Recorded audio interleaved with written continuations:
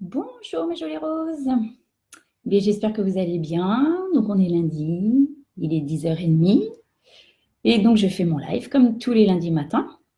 Donc je me présente pour ceux qui ne me connaissent pas. Donc moi c'est Natacha. J'ai 45 ans, je suis divorcée, je suis avec mes enfants, j'ai 3 enfants, 3 ados, 17 ans et demi, 16 ans et 14 ans. Et voilà, et je suis infirmière à domicile.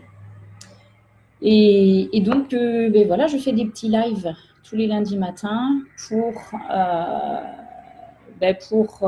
apporter, en fait, pour faire un espèce de témoignage et puis apporter de l'aide, du réconfort, voilà, un petit peu peut-être de lumière dans la vie de certaines.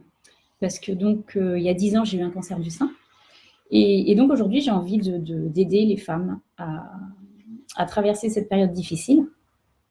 Donc voilà. Donc j'ai fait la semaine dernière, par exemple, il y avait des petites astuces sur ce qui m'avait fait passer plus facilement le cap des traitements, parce que forcément avec les chimios et tout, voilà, on n'est pas bien. Donc voilà. Et là, en fait, j'ai eu envie, en fait, grâce à... Alors attendez, je regarde 2 minutes, je vais me mettre. Oui, il y a Graziella qui est là. Salut Graziella. Et donc voilà, je voulais justement parler de Graziella parce qu'en fait hier, elle a posté un truc sur Facebook et j'ai trouvé ça génial. D'ailleurs, je l'ai partagé après sur ma page Confiance Sain. Donc sur une femme en fait qui est en traitement, qui a plus de cheveux et qui parle justement de ce côté. Alors, qui parle, bon, qui s'étale pas, mais qui fait en fait une petite vidéo, un tuto pour savoir comment reprendre bonne mine, on va dire, parce que c'est vrai que quand on est en chimio et qu'on perd ses cheveux et ses cils et ses sourcils, enfin qu'on n'a plus un poil sur le caillou en fait, hein, c'est clair, ça change une tronche quand même, clairement. Donc on a du mal à déjà se reconnaître. Il y a bon, c'est moi. Et en fait, j'ai trouvé son tuto mais génial parce que c'est une femme pleine d'énergie, super positive et voilà. Et j'ai adoré. Donc merci Graziella d'avoir fait passer ce tuto. Et donc voilà, je voulais rebondir en fait là-dessus en disant bah forcément la chute des cheveux, ça c'est en tout cas moi ça a été un gros truc à gérer en fait.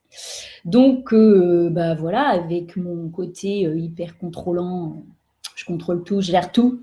Donc, je m'en suis occupée très très vite. De toute façon, je pense que c'est la première chose que j'ai dit à mon cancer, enfin à mon gynéco quand il m'a annoncé que j'avais un cancer. Quand il m'a dit on va faire de la chimio, là je l'ai regardé, je fais de la chimio, mais la chimio qui rend malade, qu'on vomit, on perd les cheveux. Enfin, on est malade à crever. Et là, il m'a fait bah ouais. D'accord, ok. Bon, bah allons-y. Donc là, ça a été un peu. Voilà, je ne m'attendais pas à ça. Clairement, je ne m'attendais pas à la chimio, moi. J'avais 33 ans. Donc, je ne m'attendais pas à la chimio.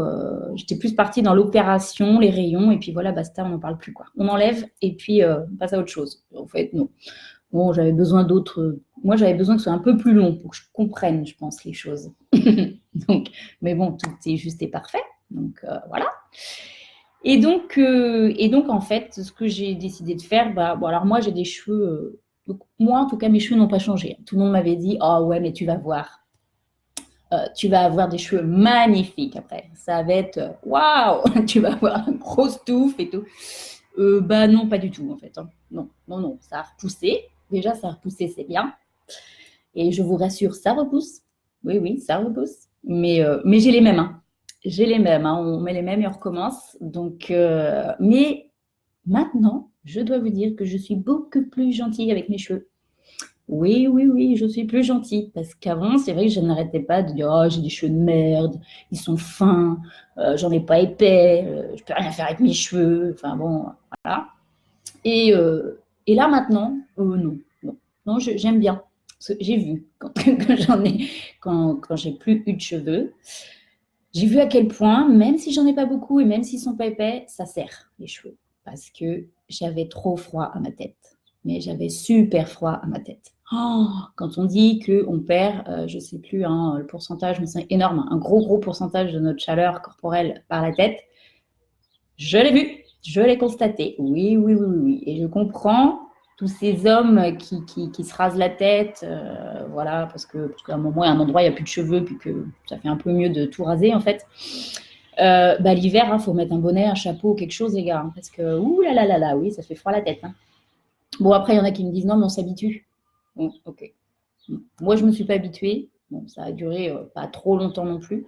Mais voilà, donc, donc pour dormir, j'avais mon petit bonnet. Bon, c'est pas top, hein. C'est pas très glamour, en fait. Mais bon, voilà, ça pourrait être un autre sujet. Ouais, voilà, au niveau de la sexualité, ce que ça peut ouais, entraîner aussi. Bref, donc pour revenir à mes cheveux, donc moi, ce que j'ai décidé de faire, en fait, donc moi j'avais les cheveux à la moitié du dos. Ils étaient longs à l'époque. Et donc j'y suis allée par étapes. J'ai coupé au niveau des épaules. Après, j'ai fait vraiment un carré très court au niveau des oreilles. Et puis très vite, dès la première chimio, je pense qu'en fait, j'avais trop la pétoche en fait d'avoir des poignets ou de retrouver des poignets sur mon oreiller, trucs comme ça.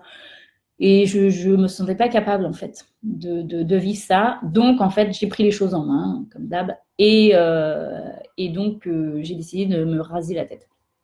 Donc moi, j'avais une amie qui était coiffeuse et donc je lui ai demandé parce que c'était pas forcément évident pour elle. On était très proches, donc c'était pas facile, mais bon, si, pour elle, c'était voilà, c'était une façon, et c'était une façon à elle de, je pense, de me soutenir, d'être là, et c'était super cool en fait. Et donc c'est elle qui m'a rasé la tête. Donc et donc de là, j'avais prévu, donc avant voilà de me raser la tête, j'étais déjà allée faire les démarches pour une perruque.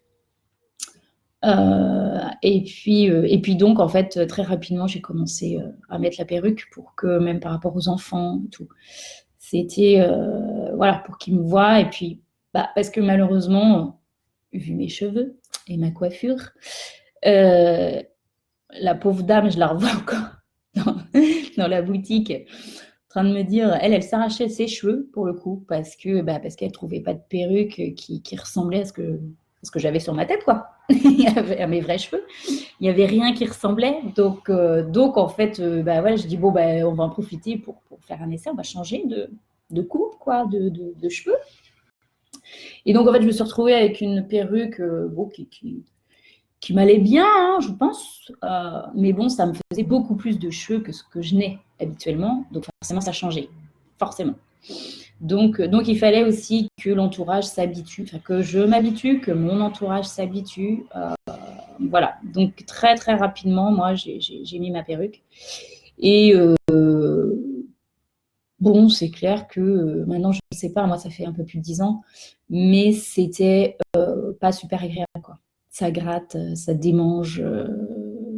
Voilà, dès qu'on a chaud, on transpire un peu. Et enfin bon, donc je pense que maintenant, ils ont dû faire des progrès, hein, comme dans tout. Donc voilà, ça doit être un peu mieux. Et finalement, assez rapidement, ça fait partie, je pense, de l'acceptation de qui on est, de comment on est. J'ai eu besoin de cette perruque au début, voilà. Et puis au bout d'un moment, je dirais à la moitié de mon traitement, je mettais plus que des petits bonnets. J'avais des petits bonnets, j'avais pris aussi avec la perruque. Pour justement, quand j'en avais marre à la maison, je mettais un petit bonnet avec un bandeau, donc j'avais pris plein de couleurs, moi, parce que j'adore la couleur. Donc j'avais pris plein de couleurs, et au final, de plus en plus, je me sentais de mieux en mieux, en fait, avec ces bandeaux, ces petits chapeaux et tout, donc ces petits bonnets. Donc voilà. Et puis petit à petit, j'ai eu aussi... alors moi, je suis jamais sortie crâne nu. Ouais. Non, j'ai jamais fait. J'ai jamais fait. Par contre, je le faisais chez moi. Chez moi, après avec mes enfants, parce que bon, il y avait forcément toute une période où je voulais pas leur imposer ça. Et donc, ça s'est passé un soir. Enfin, ils savaient, je leur avais expliqué ce que je faisais. Hein, donc, je leur disais, voilà, tiens, aujourd'hui, je vais me raser la tête. Il y a Isabelle qui va venir et puis elle va me raser la tête. Ah bon? Non. Donc, ils le savaient, ils étaient au courant. Et donc, je ne sais pas combien de temps après, mais peut-être une bonne quinzaine de jours après, un soir à table, en fait, j'en ai un qui m'a demandé, mon deuxième, Lucas, qui m'a demandé, mais maman, en fait, mais t'as plus de cheveux ou t'as encore des cheveux? Alors, je l'ai regardé, je dis, non, j'ai plus de cheveux. Ah bon? Puis il dit, moi, j'aimerais bien voir. Alors, ah bon, tu voudrais bien voir? Oh, écoute, oui, ok, c'est ok, je te montrerai. Et l'oncle, là, il me dit, vas-y, enlève ta perruque. Je dis, écoute, non, parce que là, il y a aussi ton frère et ta sœur, et je ne sais pas si eux sont prêts, en fait, à me voir comme ça. Donc, voilà, on va aller dans une pièce, et puis je vais te montrer à toi, mais on peut pas imposer aux autres, quoi. Bon, voilà, on respecte. Et puis, et du coup, Lucas a demandé, en fait, à son frère et sa sœur, vous voulez pas voir? Et puis donc, du coup, les deux autres ont dit, si. Bon, la petite était petite, hein, elle avait 3 ans et demi. Ouais, 3 ans et demi, 4 ans. Elle était petite. Mais si. Et donc, en fait, voilà, ça s'est fait super naturellement. J'ai enlevé ma perruque, j'avais ma perruque, je crois. J'ai enlevé ma perruque ou mon bonnet, je ne sais plus. Et donc, ils m'ont vu. Et là, c'est vrai que, voilà, ils ont fait des yeux. Donc, voilà, on voit quand même que ça impressionne, c'est clair. Mais après, c'est vite, puis c'est des enfants, donc en fait, on a l'impression qu'il faut les protéger, les surprotéger, nos enfants. Et en fait, dans bien des situations, ils sont plus forts que nous et plus costauds que nous. Donc, et donc, en fait, il n'y a pas eu trop de paroles des deux autres, parce que ce n'était pas leur demande, je pense. Donc, ils ont dit oui, mais et par contre, Lucas, lui, ça a été... ah ouais. Alors bon, clairement, il m'a dit, t'es vraiment pas belle comme ça. Donc bon, ça, voilà, c'est fait. Merci, mon chéri. Mais bon, après, voilà, il m'avait vu, t'es vraiment pas belle. Ok. Puis on a continué. Et puis, par contre, après, il y a eu la curiosité. Donc, je passais dans les chambres tous les soirs pour faire des bisous, pour souhaiter bonne nuit. Et donc, Lucas m'a demandé, lui, rapidement, maman, est-ce que tu peux enlever ton bonnet? Alors, j'ai enlevé mon bonnet. Et puis, en fait, il adorait. Et après, c'est devenu une espèce de petit rituel tous les soirs. Il adorait, en fait, me caresser la tête, me caresser le crâne. Il trouvait ça super doux. Et c'était, voilà, sa façon à lui, je pense, de... alors après, il avait beaucoup, beaucoup d'angoisse derrière ça. Mais bon, c'était des grands moments parce qu'on sentait, voilà, tout son amour, toute sa protection, tout où il caressait. Oh, qu'est-ce que c'est doux, j'aime bien caresser ta tête. C'est ce qu'il disait. Donc voilà, c'était pour ma petite histoire sur les cheveux. Et j'ai une autre petite anecdote aussi qui me vient parce que par rapport aux cheveux. Parce que donc avec ma perruque, voilà, ça me changeait quand même beaucoup. Et un jour, ma mamie, qui avait beaucoup de mal. Moi, ma famille a eu du mal à venir vers moi. Ils avaient très très peur en fait, très très peur de ce qui pouvait m'arriver. Donc, et une peur, je pense, par rapport à la mort. Enfin bon, voilà, il y a quelque chose d'assez compliqué dans ma famille par rapport à ça. Et du coup, ma mamie, je pense que elle a pris sur elle et elle s'est dit, faut que j'aille la voir, ma petite fille quand même, faut que j'aille la voir. Et mais bon, à tempérament très, je tiens d'elle, très, quand elle a décidé quelque chose, voilà, elle le fait. Et donc ça sonne, je vais ouvrir.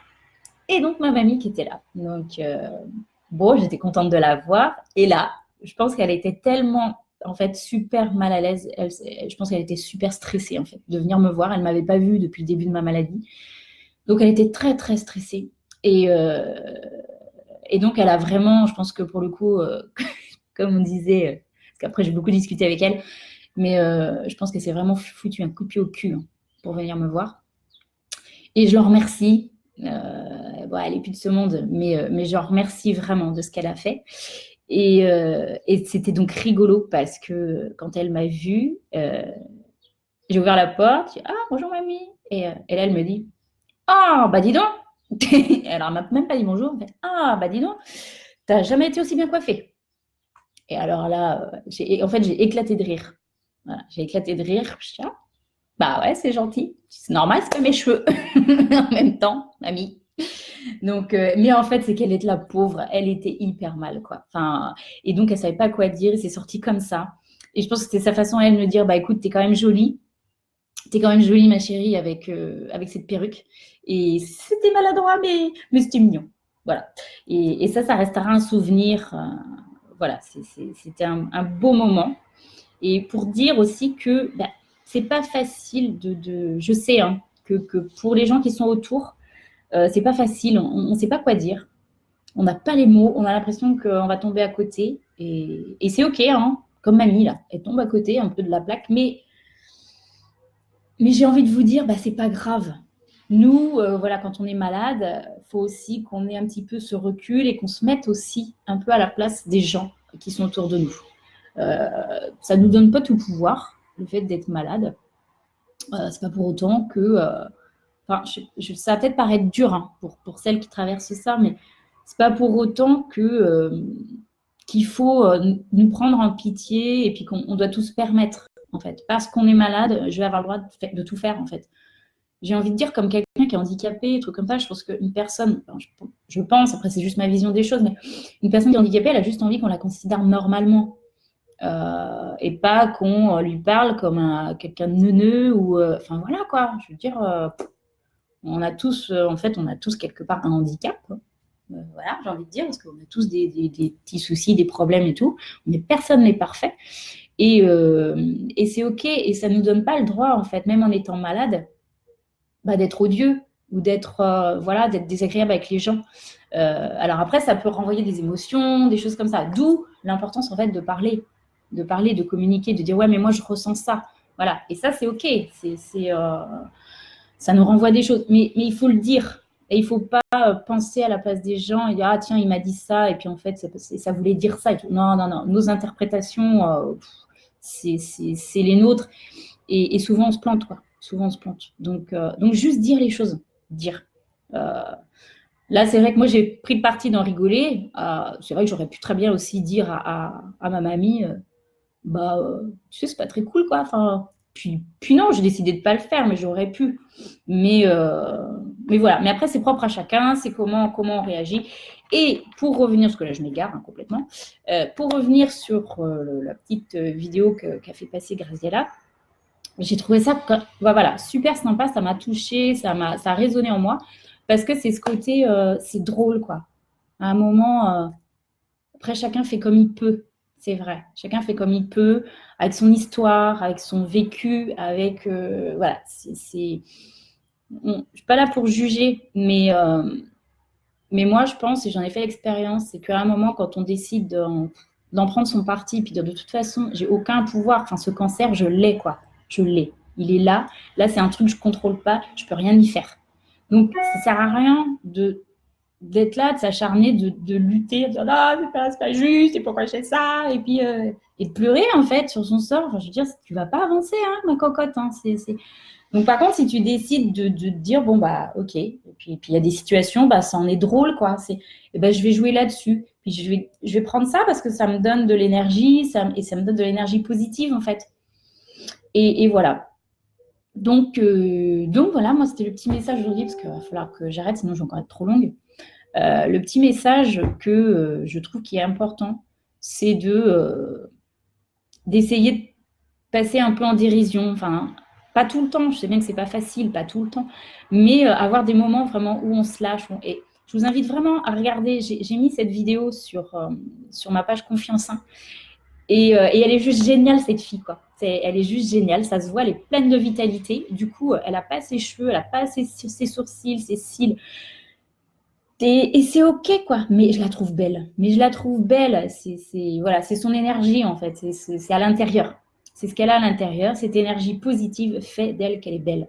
Voilà. Alors, voilà, on peut avoir des cheveux, pas de cheveux. Puis, en fait, ça compte pour tout le monde, finalement. C'est là, je parle de maladie, mais c'est pour tout le monde. On est comme on est. Mais on est beau. Quand on dit on est beau de l'intérieur, mais vraiment, c'est que ça rayonne, quoi. Je veux dire, on n'est pas... Il y a des gens, c'est franchement pas des canons de beauté, mais ils sont tellement rayonnants, tellement la joie de vivre et tout, bah voilà, ça émane d'eux, et on les trouve beaux. Et on les trouve beaux. On se dit, bah je sais pas. Bah, je sais pas, ce mec-là, bah, je le trouve beau. Alors, pourtant, tu le regardes, bah, non, c'est pas du tout, il n'y a pas du tout les critères que moi j'aime, comme ça, mais il est beau. Il est beau. Il dégage un truc, il est beau. Voilà. Et je pense que c'est tout à l'intérieur, quoi. C'est se sentir bien, d'être heureux. Donc, bah, de faire des choses qui vous rendent heureux, quoi. Vraiment, vraiment, vraiment. Faites des choses qui vous rendent heureux et heureuse. C'est hyper important. Parce que du coup, tu es épanoui, du coup, tu te transmets. Et du coup, voilà. Et puis après, c'est un cercle vicieux. Et puis tu es dans le bonheur. Et puis c'est génial, quoi. Voilà. Et donc, au final, si tu es malade, eh ben, tu t'en sors. Et ça, c'est super. Parce qu'en plus, tu te fais des copines et tout ça. Et voilà. Et on se soutient. Et on est tout ensemble et on rigole ensemble et on va délirer sur les mêmes trucs, même si c'est j'ai plus de cheveux ou j'ai un sein en moins ou j'ai bah à un moment c'est comme ça. Mais je vais en faire quelque chose de positif parce qu'il y a toujours quelque chose de positif, même dans les plus grands drames, il y a toujours quelque chose de positif, vraiment, vraiment, vraiment. Donc voilà le petit message du jour. Ah ouais, j'avais pensé à un truc aussi. Parce que bah, tout à l'heure, je faisais mon ménage et puis j'avais de la musique, parce que moi, j'écoute beaucoup, beaucoup de musique. Alors bon, c'est vrai que je suis très chanson française, par contre. Alors, on va me dire, oh, la vieille. Bah, si vous voulez, on m'en fout. Mais j'aime bien, en fait, quand il y a des textes et quand ça parle et quand ça dit des choses. Bah, j'adore les mots, en fait. Donc voilà. Et donc, tout à l'heure, en écoutant, je mettais des musiques voilà, qui donnaient la pêche. Et puis, je me suis dit, tiens, ce serait sympa qu'on puisse se partager sur ma page, là, Confiance 1, des musiques, des chansons, en fait, qui vous parlent ou qui donnent la pêche. Quelque chose, voilà, qui donne la pêche, qui transmettent un message de gaieté, de joie, de bonne humeur, on pète les plombs, voilà. Et ça pourrait être sympa de partager, mettre le lien YouTube, en fait, sur la page. Et comme ça, style, toutes celles qui sont malades, qui sont en traitement, et qui vont faire leur chimie à l'hôpital ou qui sont à la maison, qui sont pas très bien et tout, elles peuvent écouter. Et c'est une façon à chacun de participer, en fait. Tiens, je vais mettre une musique et puis peut-être que la musique, la chanson, déjà, elle va la découvrir. Peut-être c'est un artiste, quelqu'un qu'elle ne connaît pas. Donc, c'est la découverte. Et puis, ça va lui faire du bien, quoi. Et puis, elle va se dire, ah, je sais que si je ne vais pas bien, je peux aller, je vais aller sur la page Confiance 1 et puis je vais écouter telle musique, ça va me donner la pêche, quoi. Et ça, je trouverais ça sympa. Je sais pas, j'ai eu cette idée tout à l'heure. Je sais pas ce que vous en pensez. Et après, voilà, parce qu'après, ça peut aider une personne malade, mais ça peut aider même nous. Je veux dire, un jour, on a juste un coup de blues, une journée comme aujourd'hui, là, où il pleut, où il fait gris. Bon, moi, j'ai la patate, mais voilà, il y a peut-être des gens qui ont un peu le moral dans les chaussettes. Et du coup, voilà, se dire, tiens, qu'est-ce qu'ils ont mis? Est-ce qu'il y a une chanson, un truc qui va me donner la pêche et tout? Et puis, ça fait découvrir, et puis on rentre en contact les uns avec les autres, malade, pas malade, enfin bon, voilà. En fait, pour vraiment se donner de la joie, du bonheur. Hein, ce serait cool, non? Vous en pensez quoi? Voilà, j'ai fini mon petit speech, je vais regarder, parce qu'apparemment, j'ai des petits messages, et c'est cool. Donc, Graziella, tu es toujours là, super, merci Graziella. Jacotte. Coucou ma Jacotte. J'étais à la fête de la musique samedi soir, je t'ai pas vu. Hein. Dommage. Ce sera pour une autre fois. Karim, ok. Antoine. Waouh. Wow, j'ai mon coach qui est là. Attention. Et Franck, des produits, des produits que je parlais, les produits Forever pour l'aloe vera. Ouais, c'est génial. Ah oui, il faudrait que je vous montre. La prochaine fois, je vous montrerai les bidons, comment ça se présente. Voilà. Bon, merci à tous d'être là. C'est super sympa, c'est hyper cool. Et puis, je vous souhaite à tous et à toutes une très, très belle journée. Profitez bien, soyez heureux, faites tout ce qui vous rend heureux, en fait. Vraiment, vraiment, vraiment, c'est hyper, hyper important. Puis vous allez transmettre aux autres et puis c'est génial. Hein. Tous ensemble, après, on est plus fort, forcément. Donc voilà, je vous fais des gros, gros, gros bisous. Je vous aime fort et prenez soin de vous. Et puis j'attends vos musiques et vos chansons. D'accord? Allez, ciao!